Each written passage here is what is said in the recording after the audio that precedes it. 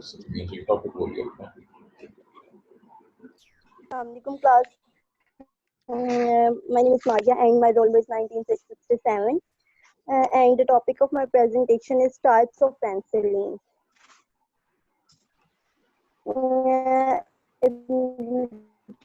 Types and इसमें semi synthetic penicillin भी आ जाती हैं और वैसे सबसे पहले जो है वो एम्पिसिलिन जो है वो है सेमी सिंथेटिक पेनिसिलिन और ये जो है ये एक ब्रॉड स्पेक्ट्रम पेनिसिलिन है जो कि बहुत से बैक्टीरिया को किल करने के लिए यूज होती है, स्पेशली ग्रोइंग सेल्स की को ना रोकने के लिए, ग्रोइंग सेल्स की जो ग्रोथ है उसको रोकने के लिए ये जो एम्पिसिलिन है वो यूज होती है। ये ओरली भी ली जा सकती है। मारिया आपके नेट के कनेक्शन में कोई प्रॉब्लम है, आपकी आवाज में काफी ज्यादा कट आता है और सर आप भी मेरी तरफ से ज्यादा तेज बोलती हैं। थोड़ा सा स्लो बोलने की कोशिश करें। स्लो का मतलब है आहिस्ता आहिस्ता बोलें ताकि बच्चे जो हैं वो बात को समझ लें पूरी तरह से। ठीक है सर। एम्पिसिलिन जो होती है ये इसमें टॉक्सिसिटी नहीं होती और ये ज्यादा टॉक्सिक नहीं होती और ये रेजिस्टेंस है पेनिसिलिनेज के लिए और ये जो है ये गैस्ट्रिक एसिड से स्टेबल है, इसलिए हम इसको ओरली ले सकते हैं। और ये सेमी सिंथेटिक है और जो आर ग्रुप पहले अक्सर आपको बता चुकी है इसके न्यूक्लियस के बारे में कि 6 अमाइनो पेनिसिलिन एसिड जो होता है वो न्यूक्लियस होता है ना ये पेनिसिलिन का, तो इसमें जो आर ग्रुप होता है इसकी जो साइड चेन है ये इसमें डिफर करती है, इसलिए ये एम्पिसिलिन जो है वो सिंथेटिक है, वो सेमी सिंथेटिक इसको कहा जाता है। और ये जो है ये इसका मोड ऑफ एक्शन ये है कि ये पेप्टाइडोग्लाइकन जो सिंथेसिस होती है स्पेशली ग्राम पॉजिटिव बैक्टीरिया को ये इनहिबिट करती है। और क्योंकि ये पेप्टाइडोग्लाइकन की जो सिंथेसिस होती है उसमें आपको पता है कि जो क्रॉस लिंकिंग होती है, ये एक बायोकेमिस्ट्री का टॉपिक है, उसमें क्रॉस लिंकिंग होती है ट्रांस पेप्टाइडेज के वो एंजाइम से, तो वो क्रॉस लिंकिंग जो होती है इसको इनहिबिट करती है और ये जो है ये बैक्टीरियासाइडल इस तरह से एक्ट करती है। इसका मोड ऑफ एक्शन ये है। और ये पॉलीमर्स की सर आपने कुछ कहा है? नहीं मैंने कुछ नहीं कहा जी, आपकी आवाज में गड़बड़ हो रही है, आपका नेट में प्रॉब्लम लग रहा है। सर बिल्कुल नहीं आ रही। नहीं आती है लेकिन वो जब चाहती है वो दरगाह में कट हो जाती है। सर लेकिन यहाँ तो कोई चल रहा है लेकिन बहरहाल वो उसमें प्रॉब्लम गड़बड़ है, इसमें हर कुछ देर बाद कुछ ना कुछ महसूस होती है वो। चलें कंटिन्यू।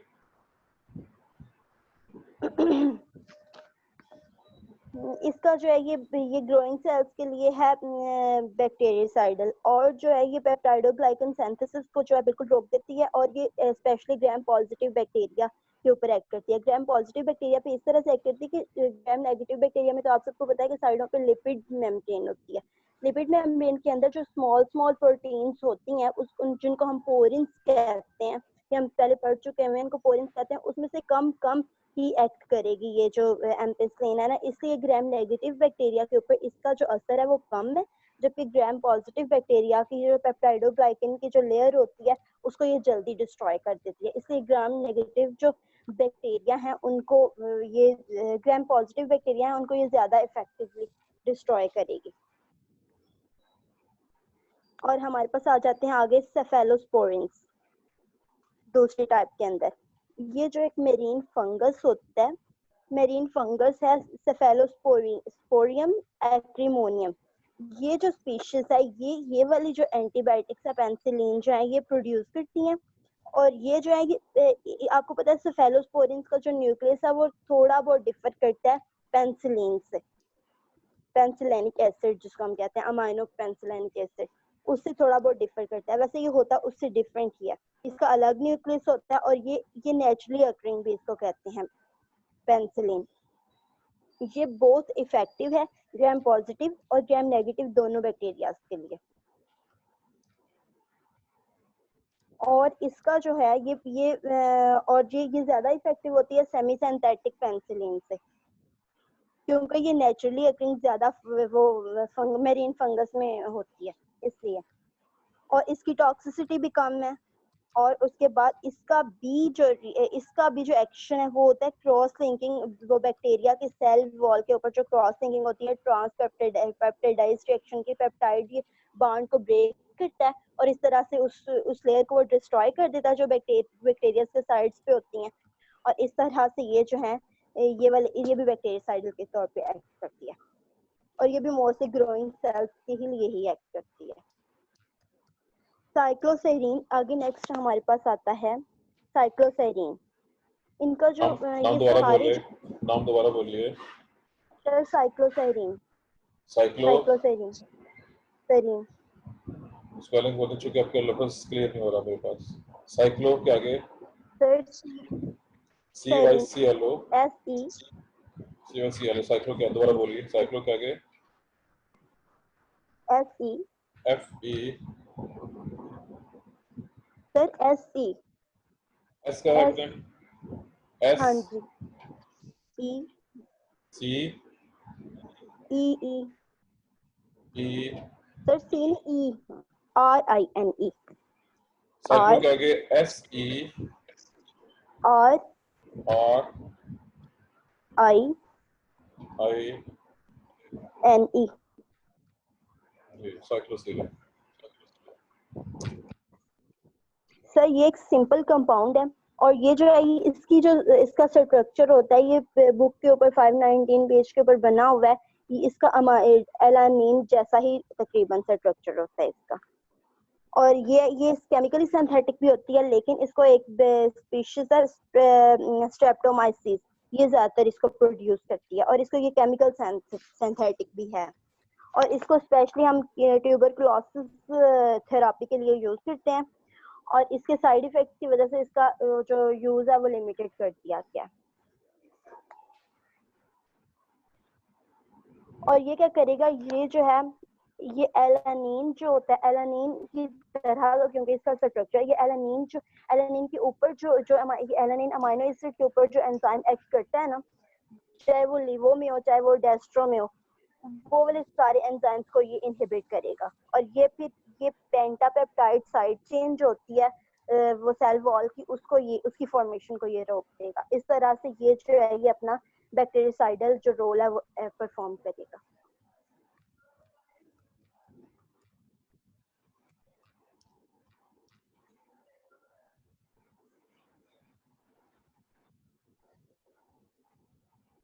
ये बस नो सर, आगे बेसिट्रेसिन है।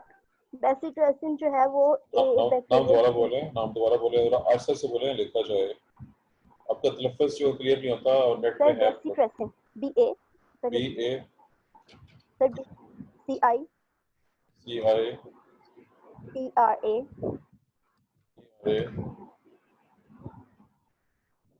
CIN।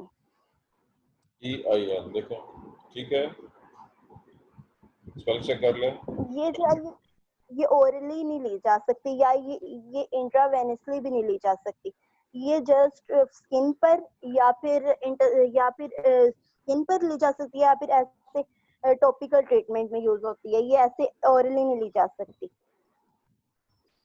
इसके ना एंटी कैंसरस होने की वजह से इसका ये होता है कि कैंसरस एजेंट है, इसलिए इसको हम ओरली नहीं ले सकते, ना ही इसको इंट्रावेनसली ले सकते हैं, बस इसको स्किन पे या फिर एक्सटर्नल यूज के लिए इस्तेमाल करते हैं।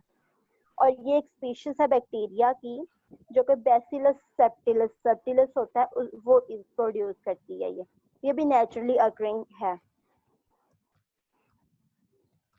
और ये पॉलीपेप्टाइड्स ही होते हैं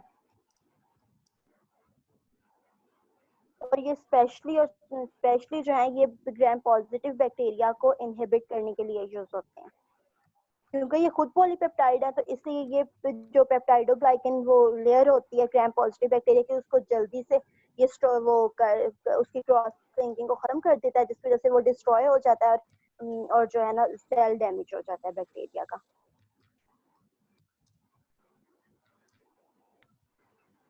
और इसका मोड ऑफ एक्शन में ये आता है कि ये जो पायरोफॉस्फेट से मोनोफॉस्फेट की फॉर्मेशन होनी होती है, उसको ये इनहिबिट कर देता है। ये में इंटरफेरेंस क्रिएट करता है और फिर जो है वो बैक्टीरियल सेल जो है अपना वो रोल परफॉर्म नहीं कर सकता।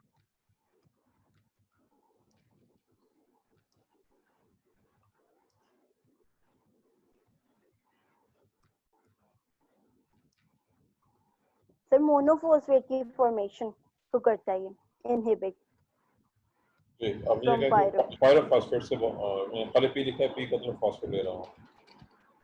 हाँ जी सर, मोनोफॉस्फेट की फॉर्मेशन पायरोफॉस्फेट से ये इनहिबिट करता है, इंटरफेयर करता है उसके।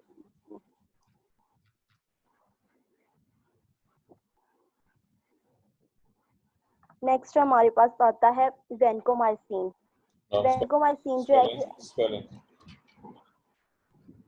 VAN CAN CO sir VAN जी लिखा गया है।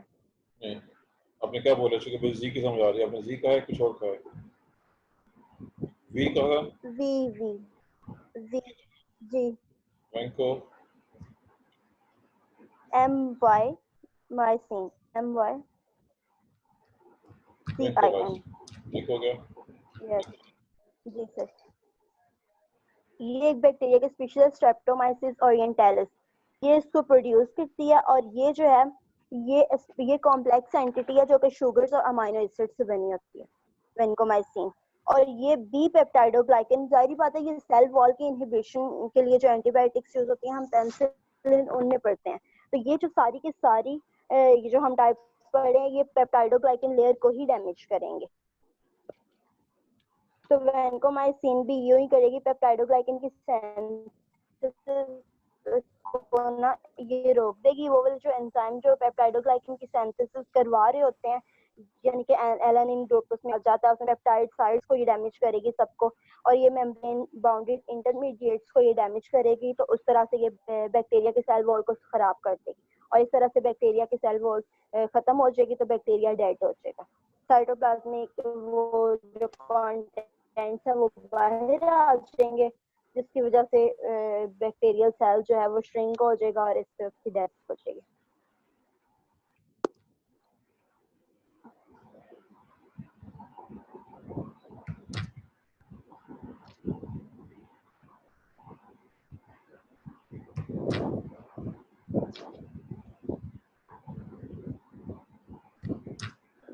फिर इतना ही था इसमें, कोई क्वेश्चन है तो पूछ लें स्टूडेंट।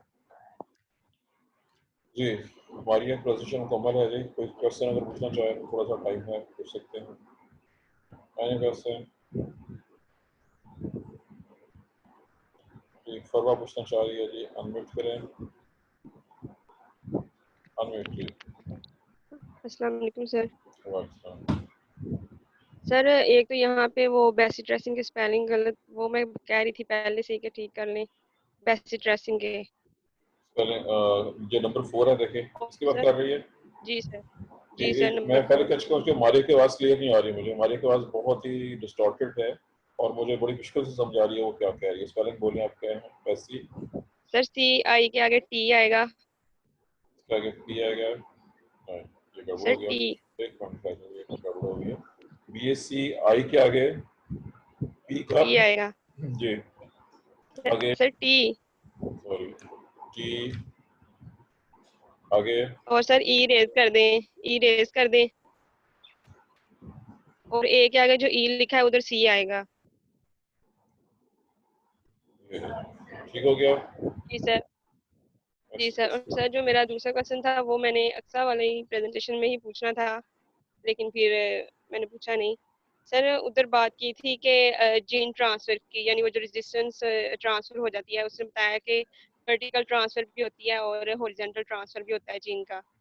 तो सर बस ये पूछना था कि मतलब जो वर्टिकल जीन ट्रांसफर है उसमें कौन से वेज हैं और जो हॉरिजॉन्टल जीन ट्रांसफर है उसमें कौन से वेज आएंगे जीन ट्रांसफर के, जो कि यानी कि जो कि रेजिस्टेंस के ट्रांसफर कर रहे हैं, जो रेजिस्टेंट जीन्स होते हैं जो कि दूसरे बैक्टीरिया में भी डेवलप हो जाती है जिसकी वजह से रेजिस्टेंस।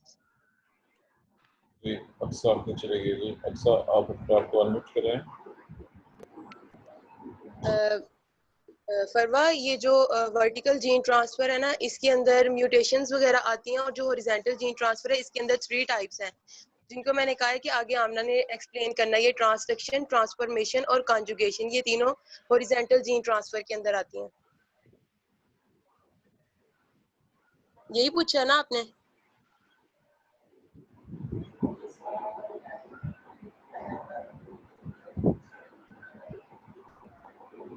जी, परवा?